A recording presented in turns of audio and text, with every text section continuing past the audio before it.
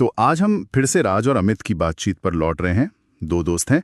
पिछली बार हमने सुना था वो एआई को लेकर थोड़े परेशान थे। हाँ, काफी चिंता थी उन्हें, लेकिन आज की जो बातचीत है वो एक कदम आगे है। कैसे? मतलब अब वो डर से निकलकर क्या करें इस पे सोच रहे हैं, रणनीति क्या हो। अच्छा, तो अब ये नहीं कि एआई क्या करेगा, बल्कि ये कि हम क्या करेंगे। ये माइंडसेट शिफ्ट साफ दिखता है। डर की जगह अब समाधान ढूंढने की कोशिश है। सही कहा।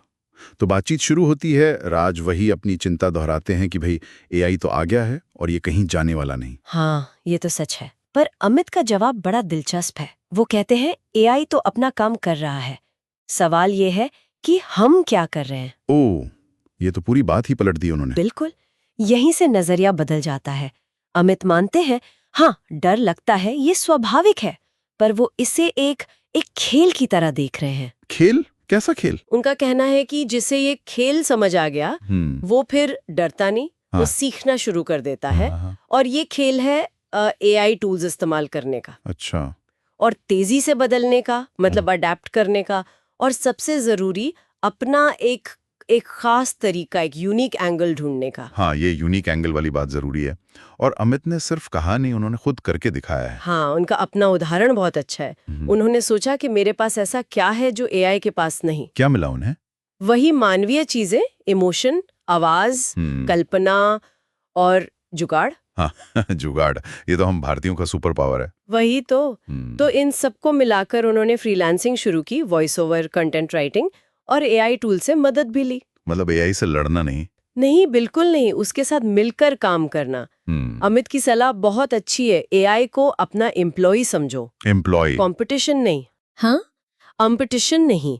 जो काम बार बार दोहराना पड़ता है, जो उबाऊ है, वो एआई को दे दो और खुद फोकस करो क्रिएटिविटी पर, नई सोच पर, इनसाइट और एग्जीक्यूशन पर। एग्जैक्टली। जहां हम इंसान बेहतर हैं। एग्जैक्टली। ये वो मानवीय गुण है जहां एआई अभी भी पीछे है। और लगता है राज को भी ये बात समझ आई। हाँ, वो सोचने लगते हैं कि अगर को पायलट जैसे टूल जो कोड लिखने में मदद करते हैं, हाँ, कोडिंग असिस्टेंट, हाँ, अगर उनका इस्तेमाल करें तो शायद वो अपना आइडिया जल्दी असलियत में बदल सकते हैं। बिल्कुल। वो जो डर था वो अब अवसर जैसा दिखने लगा है, एक पॉसिबिलिटी खुल गई है। सही। और ये सिर्फ कोडिंग या टेक्निकल स्किल्स की बात नहीं है। अमित ये भी कहते हैं कि आज के दौर में लगातार सीखने की इच्छा रखना, लर्निंग माइंडसेट। हाँ, लर्निंग माइंडसेट, और बदलते माहौल में ढल जाना, अडेप्टेबिलिटी, और अपनी एक पहचान बनाना, ब्रांडिंग, ये भी बहुत जरूरी स्किल्स बन गए हैं। हाँ, ये सॉफ्ट स्किल्स शायद अब पहले से ज्यादा जरूरी हो गए हैं। लोग इन नए टूल्स और तरीकों को अपना रहे हैं, वो साफ तौर पर आगे निकल रहे हैं। तो इस बातचीत का अंत कैसे होता है? राज क्या करते हैं? राज काफी मोटिवेटेड लगते हैं। वो फैसला करते हैं कि एक साइड प्रोजेक्ट शुरू करेंगे। अच्छा। और उसमें एआई की मदद लेंगे।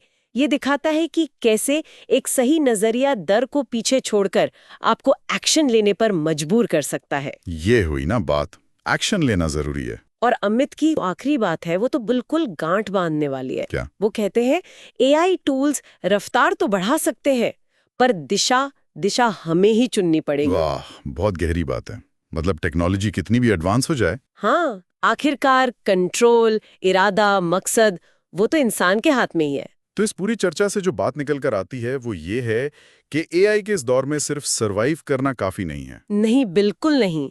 अब इवॉल्व करना होगा, विकसित होना होगा।